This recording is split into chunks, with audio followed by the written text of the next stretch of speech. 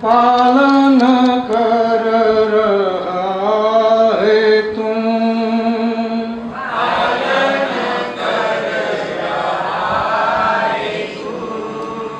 तुझसे ही पाते प्राण हम,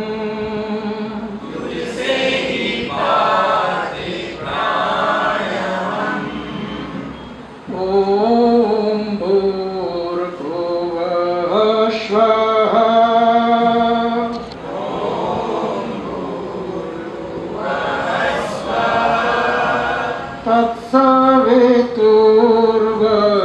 तत्सवितुर्वरेण्यं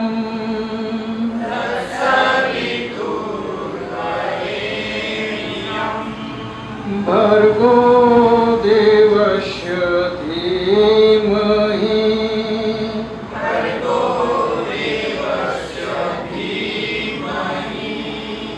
धियो यो नः प्रचोदयात्।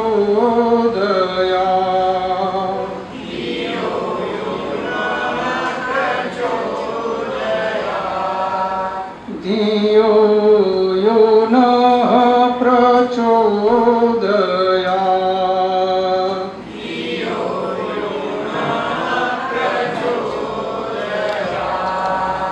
धियो यो नः प्रचोदयात्।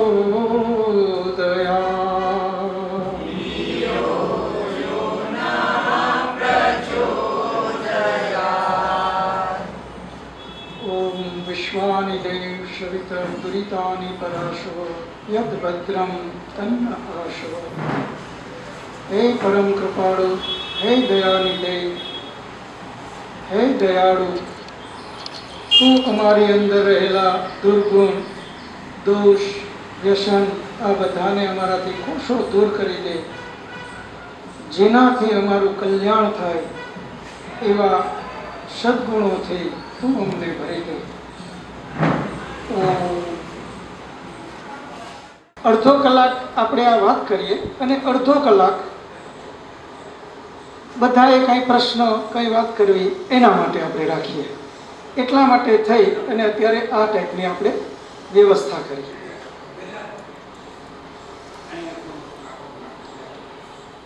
અત્યારે અહીંયા જેટલા ઉપસ્થિત છે એમાં મોટા ભાગનો વર્ગ એ છે કે જે પોતપોતાના ફિલ્ડમાં નેતૃત્વ કરે છે,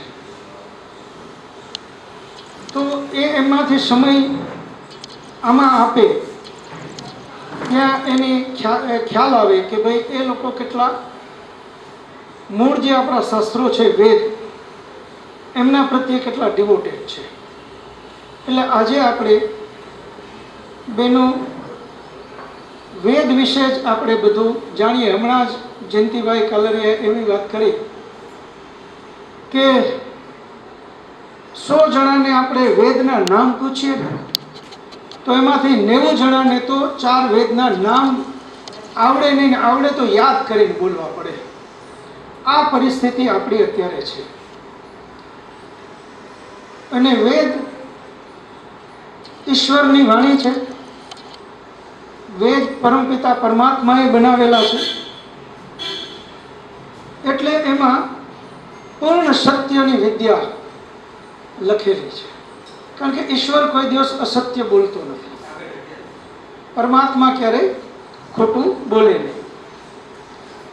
એટલે વેદની અંદરમાં જે કાંઈ વાત કરી છે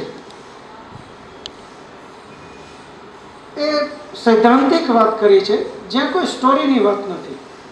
અને સૈદ્ધાંતિક વાત હોવાથી એમાં મિશ્રણ થઈ શક્યું નથી।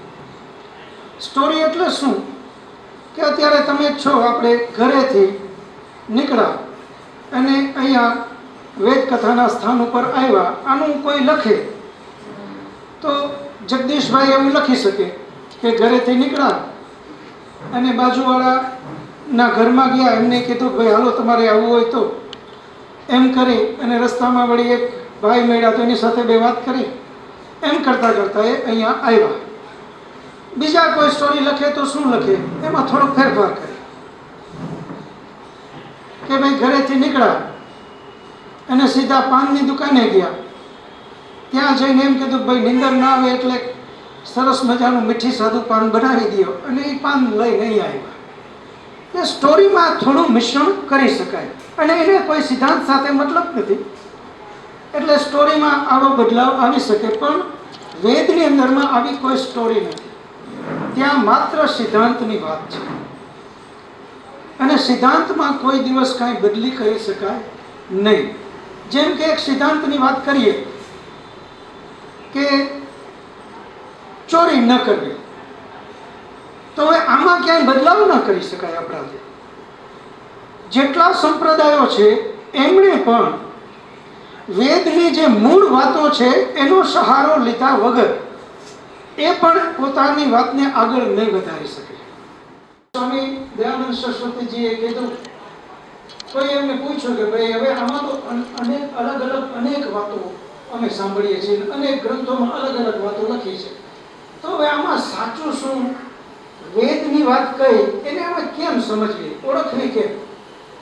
તો સ્વામી દયાનંદ સરસ્વતીજીએ બહુ સરસ જવાબ આપ્યો કે દુનિયાના તમામ સંપ્રદાયોના ગ્રંથો ભેગા કરો, એની અંદરમાં જે કોમન વાત કરી છે, બધા ગ્રંથોમાં કોમન જે વાત લખી છે, બધામાં એક જ વાત લખી હોય બધાની કોમન, એને તમારે વેદની વાત સમજવી. તો દુનિયાના જેટલા સંપ્રદાયો છે એ બધા જ ગ્રંથોમાં ક્યાં એવું લખ્યું કે ચોરી કરવી? બધા જ ગ્રંથો એમ કે ચોરી ના કરવી. તો આ સમજો વેદની વાત છે. બધા જ ગ્રંથોમાં લખ્યું છે કે બધાથી પ્રેમ કરો. તો બધા જ ગ્રંથોમાં એ જ વાત લખી, કોઈ એમ ના કે કોઈ દુશ્મની કરો. તો આ વેદની વાત છે. બધા જ ગ્રંથોમાં લખ્યું છે કે કોઈ ઉપર અત્યાચાર ન કરો. તો કોઈ સંપ્રદાયનો ગ્રંથ એવો નથી કે જે એમ કહે કે ભાઈ અત્યાચાર કરો. આ બધી જ કોમન જે વાત છે એ વેદની વાત છે. જ્યાં સમજો અલગ અલગ વાત આવે તો સમજો કે આ વેદની વાત નથી, યાની ઈશ્વર તરફથી આ બતાવેલી વાત નથી. જેમ કે પૂજા પદ્ધતિ મુસ્લિમ સંપ્રદાય, એ જ રીતે ગુરુદ્વારામાં જઈએ તો આપણે એમ કે ભાઈ આ રીતે પગે લાગવું, અલગ કંઈક સિસ્ટમ હોય. સ્વામિનારાયણ મંદિરમાં આપણે જઈએ તો ત્યાં એક અલગ સિસ્ટમ હોય. આ જે છે એ બધી સંપ્રદાયની વાતો છે, પણ બધા ગ્રંથોની અંદરમાં કોમન જે વાત લખી છે એ છે એ વેદની વાત છે, એ ઈશ્વર તરફથી આવેલી વાત છે. તો આજે આપણે બેઝિક વેદ વિશે વાતો લેવી છે. પહેલો દિવસ છે એટલે એકથી જ આપણે શરૂ કરવાના છે. તો ઋગ્વેદ, બેનોમાંથી કોઈ બેન એક બોલો. સામવેદ, યજુર્વેદ અને અથર્વવેદ, આ ચાર વેદના આપણા નામ છે. એને આપણે ક્રમમાં જ યાદ રાખશું. આજે નોટબુક પેન ન લઈ આવ્યા હોય તો આવતી વખતે નોટબુક અને પેન ખાસ લઈ આવજો. એટલે આપણે આનો કોઠો બનાવશું. ચાર વેદ, પછી શું તો એના ચાર ઋષિમુનિ, એના પછી શું તો એ ચારે ચાર વેદમાં મંત્રોની સંખ્યા, એના પછી આગળ તો કે ચારે ચાર વેદના વિષય સબ્જેક્ટ, એના પછી શું તો ચારે ચાર વેદના ઉપવેદ. આમ એક આખો કોઠો બનાવતા જશું એટલે આપણને વેદ વિશે થોડી પ્રાથમિક બધી માહિતી મળી જાય. કરી યાની સૃષ્ટિની ઉત્પત્તિ કરી એ જ વખતે એમણે આ ચારે ચાર વેદ અલગ અલગ ચાર ઋષિના માધ્યમથી આપણને આપ્યા. જેમ કે આપણા ઘરની અંદરમાં એક ટીવી હોય તો ટીવીને કઈ રીતે ઓપરેટ કરવું, એના માટે એ ટીવી બનાવવાની મેન્યુફેક્ચર કંપની છે એ એક બુકલેટ આપે ને, how to operate. Bus A booklet જેમ એ આપે, નહીં તો આપણે ટીવીમાં કાંઈક અલગ બટન દાબીને ક્યાંક એને નુકસાન પણ થઈ શકે. તો એવી જ રીતે જ્યારે પરમપિતા પરમાત્માએ આ સૃષ્ટિ બનાવી તો સૃષ્ટિની બનાવવાની સાથે એમણે ચાર બુકલેટ આપી કે કઈ રીતે આ સૃષ્ટિનો ઉપયોગ કરવો, કેવી વસ્તુનો ઉપયોગ કરવો, કેમ ખાવું, કેમ પીવું, કેમ બોલવું, કેમ જોવું, કેમ સૂવું, કેમ વ્યાયામ કરવી, કઈ બીમારીમાં કઈ દવા, શું સૂર્યનો ઉપયોગ કઈ રીતે કરવો, સોલારની એનર્જીનો ઉપયોગ કઈ રીતે, આ બધું જ જે કાંઈ સૃષ્ટિમાં દેખાય છે એનો ઉપયોગ. બેટા તે બંધ કરી, સ્વિચ ત્યાંથી બંધ થઈ, હલો થઈ ગયું તે, એની સ્વિચ ત્યાં છે. બીજો પંખો, એ બધી સ્વિચ ચાલુ કરો એટલે પંખો ચાલુ થઈ જાય. સામવેદ, અથર્વવેદ, ઋગ્વેદ, યજુર્વેદ, સામવેદ, અથર્વવેદ, ઋગ્વેદ, યજુર્વેદ, સામવેદ, અથર્વવેદ. વાલજીભાઈ ચારે ચાર વેદના નામ બોલવું જોઈએ. અથર્વવેદ. એમના પછી જગદીશભાઈ તમે આ ચારે ચાર વેદના નામ બોલો જોઈએ. ઋગ્વેદ, યજુર્વેદ, સામવેદ, અથર્વવેદ. બેન તમે બોલો જોઈએ. અથર્વવેદ. બહુ સરસ. આમ પ્રવીણભાઈ તમે બોલો એટલે ત્યાંના ભેદ આવીને આવડી જાય. ઋગ્વેદ, યજુર્વેદ, સામવેદ, અથર્વવેદ. કલ્પેશભાઈ. વેદ. બહુ સરસ. આ ચાર વેદ પરમપિતા પરમાત્માએ ક્યારે આપ્યા આપણને? સૃષ્ટિની શરૂઆત. અંદાજિત ફિગર બોલવું હોય તો આપણે કહી શકીએ અંદાજે 2 અબજ વર્ષ પહેલા. કેટલા વર્ષ? 2 અબજ વર્ષ પહેલા.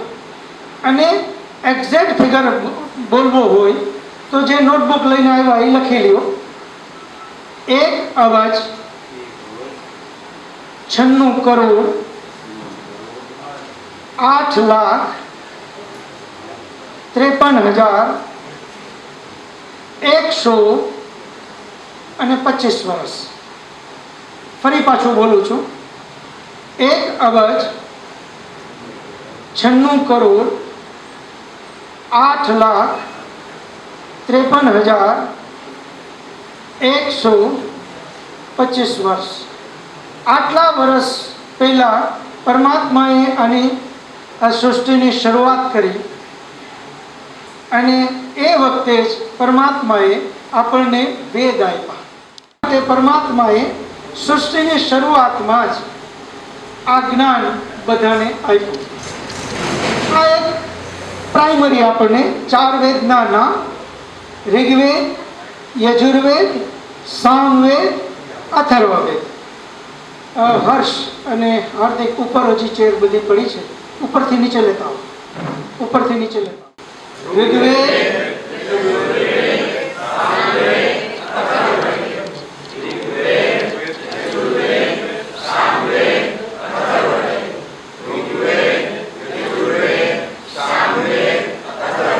આને કેટલા વર્ષ લગભગ થયા? અંદાજે 2 અબજ વર્ષ.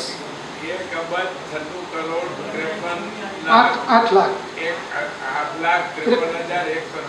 વાહ વાહ વાહ, બહુ સરસ. જયંતિભાઈ માટે તારીફ આવે.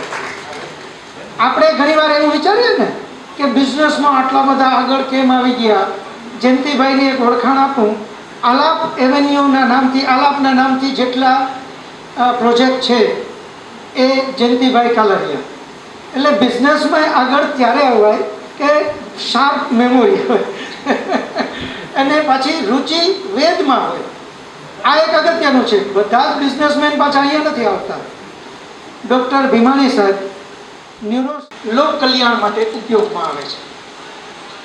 તો આપણે આ 4 વેદ, ચારે 4 વેદને ઓલમોસ્ટ કેટલા વર્ષ થયા? એ 2 અબજ. અને એક્ઝેક્ટ ફિગર આપણે બધા, હું બોલું પાછળ આપણે બોલશું. 1,96,53,125 વર્ષ. 1,96,53,125 વર્ષ. ટોટલ આ સૃષ્ટિની ઉંમર આપણા વેદમાં 4 અબજ જેટલી બતાવી છે અંદાજે. એટલે અત્યારે આપણે ક્યાં પહોંચ્યા છીએ? અડધે. અત્યારે આપણે ઓલમોસ્ટ ક્યાં પહોંચ્યા છીએ? અડધે. વેદની અંદરમાં આપણી સૃષ્ટિની ઉંમર કેટલી બતાવી? 4 અબજ. અંદાજિત 4 અબજ. એટલે અત્યારે આપણે અંદાજિત ક્યાં પહોંચ્યા? 2 અબજે. એટલે હજી આપણે અડધે જ પહોંચ્યા છીએ. કોઈ ચિંતા કરવાનું કારણ નથી કે સૃષ્ટિનો પ્રલય થઈ જશે, કલિયુગ આવી ગયો. આવું કંઈ જ નથી. વેદમાં આ બધા જ ફિગરો ક્લિયર લખેલા છે. તો હવે આજે આપણે પહેલું લેશન આપણા વેદના નામ, 4 વેદના નામ. ક્રિશ્ચન સંપ્રદાય. તો ક્રિશ્ચન સંપ્રદાયના મુખ્ય ગ્રંથનું નામ શું? બાઇબલ. બાઇબલમાં બધા સહમત? બરાબર. હવે આપણે આપણા ધર્મની વાત કરીએ. જો શબ્દ બદલી ગયો એની આપણે વાત કરશું. ત્યાં આપણે વાત કરી મુસ્લિમ સંપ્રદાયની, ક્રિશ્ચન સંપ્રદાયની. જ્યારે અહીંયા હવે આપણે વાત કરીએ છીએ આપણા ધર્મની. અને આપણા શબ્દ વાપરો. બીજાની તો આપણે ખબર જ હોય કે ન હોય, ક્યારેક બને, પણ આપણા વિશે તો આપણને ખબર જ હોય. તો આપણા ખાલી આમાં બોલશું નહીં કોઈ, આમાં માત્ર હાથ ઊંચો કરશું. આપણા ધર્મના મુખ્ય ગ્રંથનું નામ શું?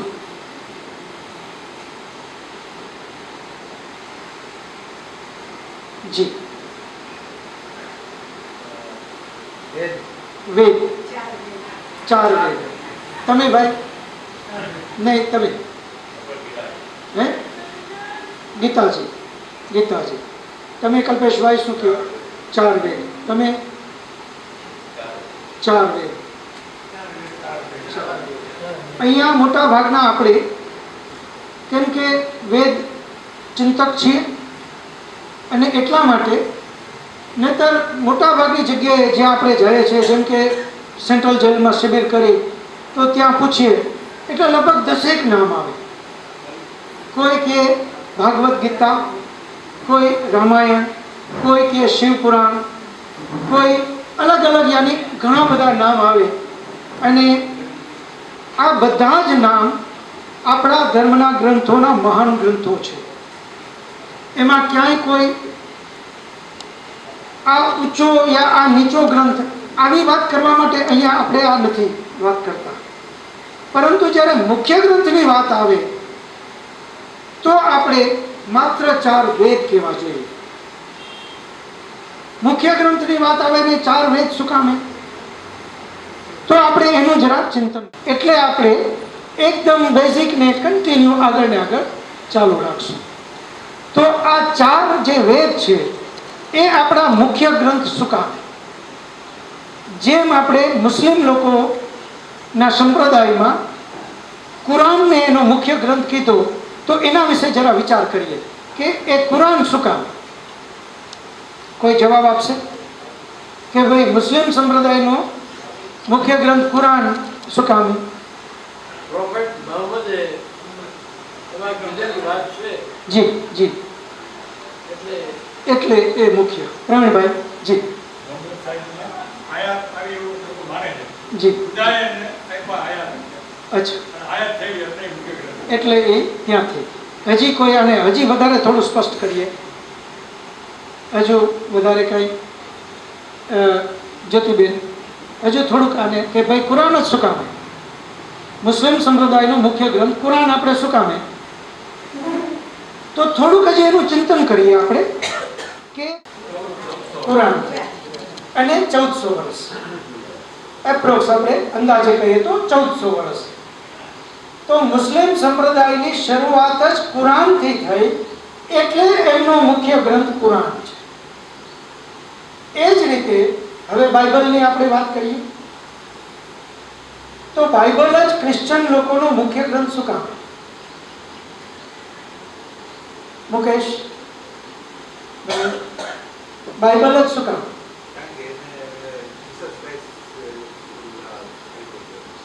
જીસસ ક્રાઇસ્ટે બાઇબલને આપ્યો, એ ગ્રંથને, એટલે એનો મુખ્ય. હજુ તમે કહો છો બાઇબલ શું કામ એમનો મુખ્ય ગ્રંથ?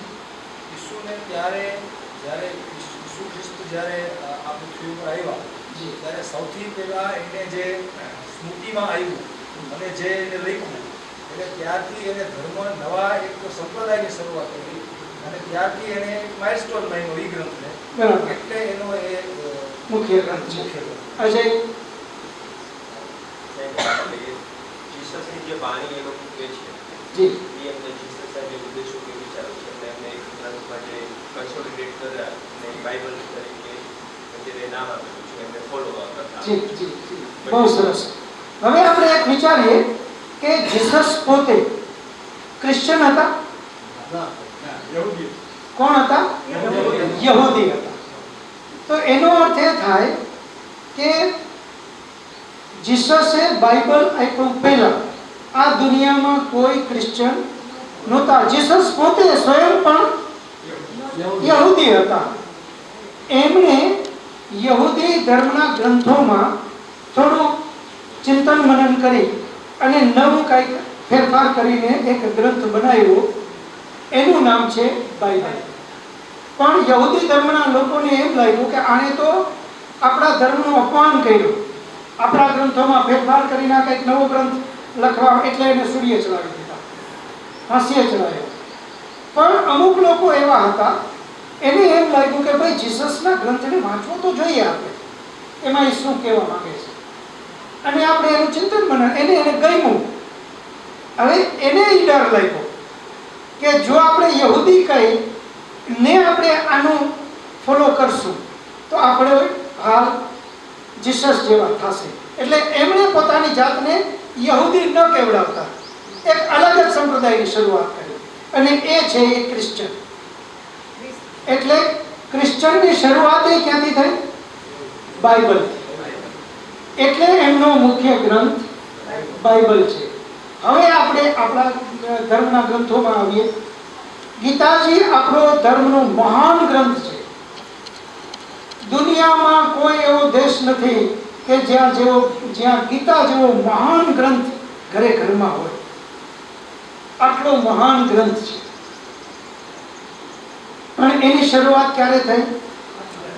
5000 વર્ષ